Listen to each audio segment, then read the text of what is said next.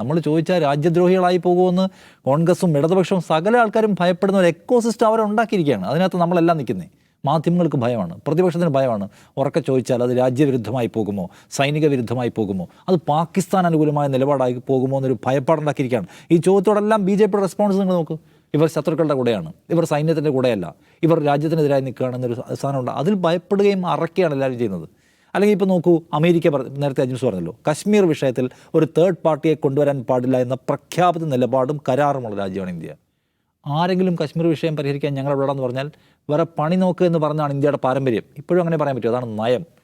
അപ്പോൾ Donald Trump പറയുന്നു, ഞാൻ കശ്മീരിലുണ്ടായ ഒരു ഭീകരാക്രമണം, അതേ തുടർന്നായിട്ടുള്ള ഒരു മിലിറ്ററി കോൺഫ്ലിക്റ്റ് ഞാൻ സംസാരിച്ച് പരിഹരിച്ചു എന്ന്. അപ്പോൾ കേന്ദ്ര സർക്കാർ പറയുന്നു അങ്ങനെ ഒരു ഇടപെടലുണ്ടായിട്ടില്ല, ഞങ്ങൾ നേരിട്ടാണത് പരിഹരിച്ചതെന്ന്.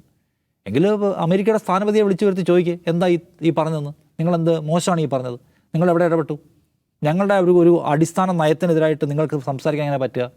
അല്ല ഏതെങ്കിലും ഒരു കേന്ദ്രമന്ത്രിയോ പ്രധാനമന്ത്രിയോ നോക്കാം. ഇന്നത്തെ രാത്രിയിൽ 8 മണിക്കത്തെ അദ്ദേഹം സംസാരിക്കുന്ന അഭിസംബോധനയിൽ അദ്ദേഹം ഡൊണാൾഡ് ട്രംപിനെതിരെ എന്തു പറയുന്നു? അദ്ദേഹം സോണിയാഗാന്ധിയെയും രാഹുൽ ഗാന്ധിയെയും ഒക്കെ അധിക്ഷേപിച്ച് വർത്താനം പറയാൻ നല്ല മിടുക്കുള്ള ആളാണല്ലോ. ഡൊണാൾഡ് ട്രംപ് ഇന്ത്യയുടെ ഒരു ആഭ്യന്തര നയവുമായി ബന്ധപ്പെട്ട കാര്യത്തിൽ പറഞ്ഞ ഈ മോശം കാര്യത്തിന് അദ്ദേഹം എന്ത് മറുപടി പറയും? സ്ഥാനപതിയെ വിളിച്ചു വരുത്തും. നമ്മൾ എന്തെല്ലാം കാര്യത്തിൽ സ്ഥാനപതിമാരെ വിളിച്ചു വരുത്തി നമ്മുടെ വിയോജിപ്പ് അറിയിക്കാറുണ്ട്. അത് ഉണ്ടാവുന്നില്ലെന്നല്ലേ കാണേണ്ട കാര്യം.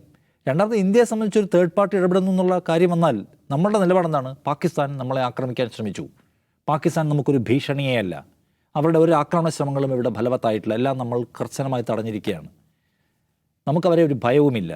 ഒരു തേർഡ് പാർട്ടി ഇടപെടുക എന്ന് വെച്ചാൽ 2 പേരും അഗ്രസീവായി നിൽക്കുന്നു, അത് പരിഹരിക്കാൻ ഒരു മൂന്നാമതൊരാൾ വേണമെന്നാണ് നയം. അങ്ങനെ മൂന്നാമതൊരാൾ ഇടപെടേണ്ട തരത്തിൽ ഒരു ഭീഷണി ഇവിടെ ഇല്ല, ഇന്ത്യയാണ് സകലത്തിലും ഡോമിനേറ്റ് ചെയ്യുന്നതാണ് ഇന്ത്യയുടെ നിലപാട്. അപ്പോൾ ഇത് അപ്പുറത്തുനിന്നും ഇപ്പുറത്തുനിന്നും ആക്രമിച്ചുകൊണ്ടിരിക്കുന്നു, മധ്യസ്ഥൻ വന്ന് പരിഹരിച്ചാലേ പരിഹാരമാകുമെന്ന് നില വന്നു എന്നല്ല ഈ മൂന്നാമൻ പരിഹരിച്ചു എന്ന വാക്കിൻ്റെ അർത്ഥം. അതിന് പ്രധാനത്തിന് മറുപടി പറയണം. പാകിസ്ഥാൻ്റെ ഭാഗത്ത് നമുക്കൊല്ല സീരിയസ് ത്രെട്ടും ഉണ്ടായിരുന്നു, മൂന്നാമതൊരാൾ വരാൻ വേണ്ടി മാത്രം. നമ്മൾ പറഞ്ഞ കേൾക്കാത്തതിനേക്കാൾ അപ്പുറത്തേക്ക് പാകിസ്ഥാൻ്റെ അഗ്രഷൻ പോയോ? മറുപടി പറയേണ്ട കാര്യമാണ്.